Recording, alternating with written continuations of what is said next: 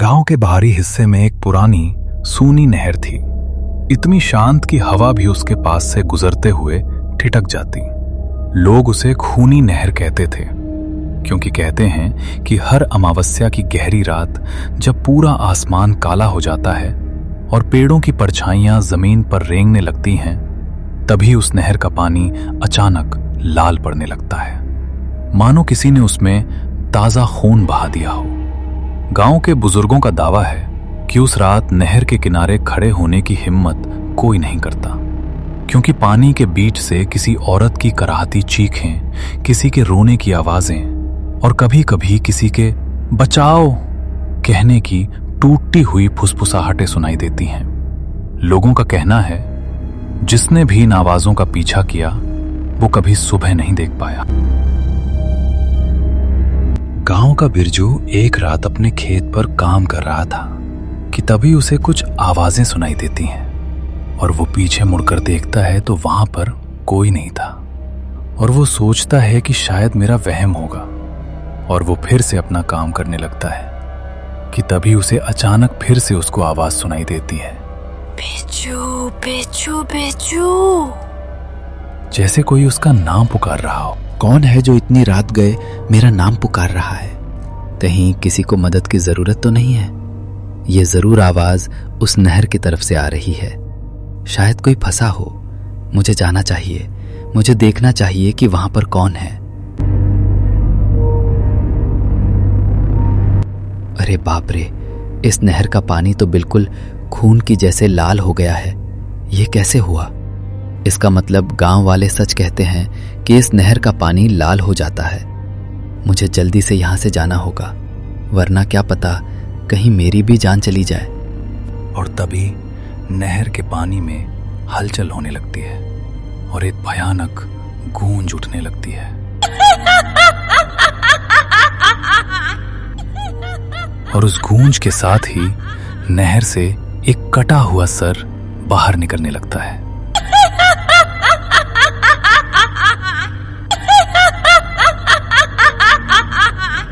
जिसे देखकर बिरजू का दिल अब जोर जोर से धड़कने लगता है और बिना देरी किए वो बिरजू पर हमला कर देती है।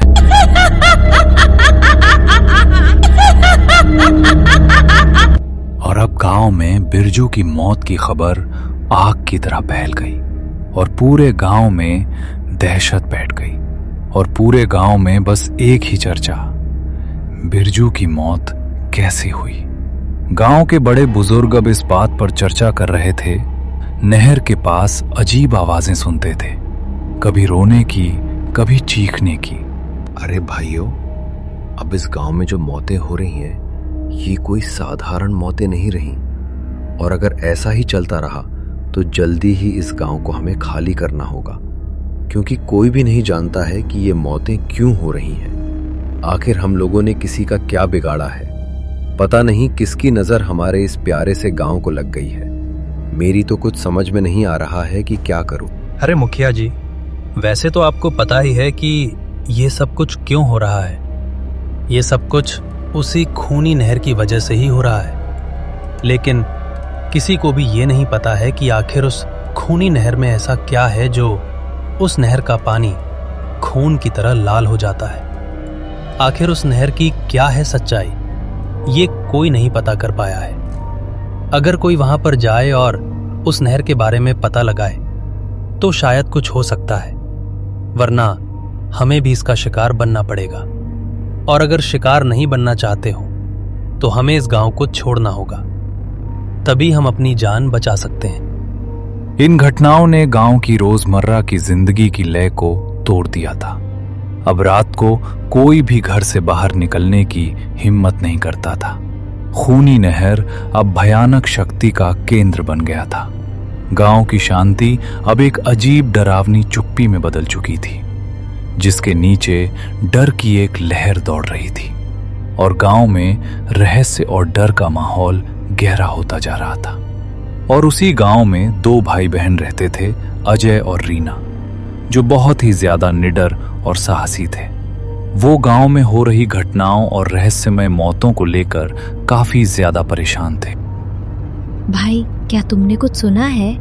अपने गांव में ये मौतें जो हो रही हैं, इसके पीछे का क्या कारण हो सकता है? आखिर ये मौतें क्यों हो रही हैं और इन मौतों का सिलसिला आखिर कब तक चलता रहेगा?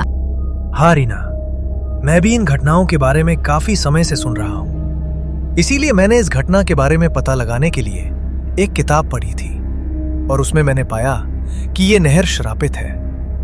20 साल पहले एक औरत की यहाँ रहस्यमय मौत हुई थी और आज भी वहां पर भटक रही है। उसकी आत्मा अभी भी नहर में बधी है और हर अमावस्या को वो किसी को बुलाती है। लेकिन वो ये सब कुछ क्यों कर रही है नहीं पता। बस उस किताब में लिखा था कि बदला लेना चाहती है, लेकिन वो किससे बदला लेना चाहती है ये उसमें नहीं था, क्योंकि उसके आगे के पन्ने फटे हुए थे और जिसके कारण मैं उस पूरी बात को नहीं पढ़ पाया और मुझे इस सच्चाई का पूरा पता नहीं चल सका। अब मुझे इस सच्चाई को पूरा करने के लिए उसी खूनी नहर के पास में जाना होगा और पता लगाना होगा कि आखिर इसकी क्या सच्चाई है। और अब करीब रात के 12 बजे अजय और रीना उस खूनी नहर की सच्चाई का पता लगाने के लिए उसी खूनी नहर के पास जाने लगते हैं। और अब जैसे ही अजय और रीना उस नहर के पास में पहुंचते हैं तो वो देखते हैं कि नहर में पानी तो है, पर वो पानी जैसा नहीं बल्कि खून जैसा, जैसे किसी ने खून घोल दिया हो उस पानी में। और तभी वहां पर एक जोरदार ठंडी हवा चलने लगती है और एक ठंडी हवा के साथ ही वहां पर एक आवाज गूंजने लगती है और इसी के साथ में रीना काफी ज्यादा डरने लगती है कि तभी वहां पर उस नहर में एक हलचल होती है और हलचल के साथ ही उस नहर से एक कटा हुआ सर बाहर निकल कर आता है, जिसे देखकर अजय भी अब काफी ज्यादा डर जाता है और वो कटा हुआ सर उन लोगों से कहता है, क्यों आए हो तुम लोग यहाँ? तुम लोग आए तो अपनी मर्जी से, पर यहाँ से जिंदा बचकर नहीं जा पाओगे। जो और लोगों के साथ में हुआ है वही तुम लोगों के साथ में भी होगा। मारे जाओगे, तुम लोग भी मारे जाओगे। मैं अपना बदला लेकर रहूंगी, किसी को नहीं छोड़ूंगी, किसी को नहीं छोड़ूंगी। हम तो तुम्हारी मदद करने आए हैं। कौन हो तुम? और तुम यहाँ क्या कर रही हो? और तुम्हारी ये हालत कैसे हुई? और तुम इन गांव वालों को क्यों मार रही हो? ये तो निर्दोष है, इन्हें मारकर क्या मिलेगा? आखिर ऐसा क्या हुआ था तुम्हारे साथ में जो तुम ये सब कुछ कर रही हो? मैं भी तुम दोनों की तरह ही इसी गांव में रहती थी। मेरा एक सौतेला भाई था, हम दोनों साथ ही रहा करते थे और मैं अपने भाई से बहुत ज्यादा प्यार करती थी। मैं उसका बहुत ही ज्यादा ख्याल रखती थी। हम दोनों में कभी भी ऐसा नहीं लगता था कि हम दोनों सौतेला भाई बहन हो। पर एक दिन ऐसा हुआ, कुछ लोगों ने मेरे भाई को मेरे खिलाफ भड़का दिया था और उसने जजायत की लालच में आके मुझे मार डाला और मुझे नहर में मारकर फेंक दिया। मेरी लाश इस नहर में बहते हुई चली गई और इसलिए मुझे अपने भाई से बदला लेना था और मैं उससे बदला ना ले पाई तो मुझे बहुत ही ज्यादा गुस्सा आया और मैं गांव वालों को हूँ मरने लगी क्योंकि मेरी आत्मा को मुक्ति नहीं मिल पाई। तुम्हारे भाई ने तुम्हारे साथ में बहुत ही ज्यादा गलत किया, लेकिन इसका मतलब ये नहीं कि तुम इसका बदला पूरे गांव वालों से लो। और वैसे भी अब तुम्हारा भाई इस दुनिया में नहीं रहा, वो तो कब का है, इस दुनिया को छोड़कर चला गया है। तो अब तुम्हारा ये सब कुछ करना सही नहीं है। मैं तुम्हारे लिए शांति प्रार्थना करूंगा और तुम्हें मुक्ति दिलाऊंगा।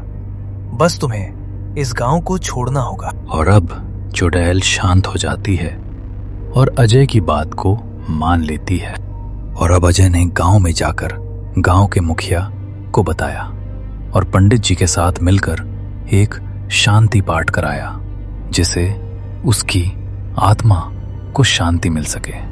और अब गांव में फिर से खुशहाली लौट आई और नहर का पानी अब फिर से पहले जैसा हो गया।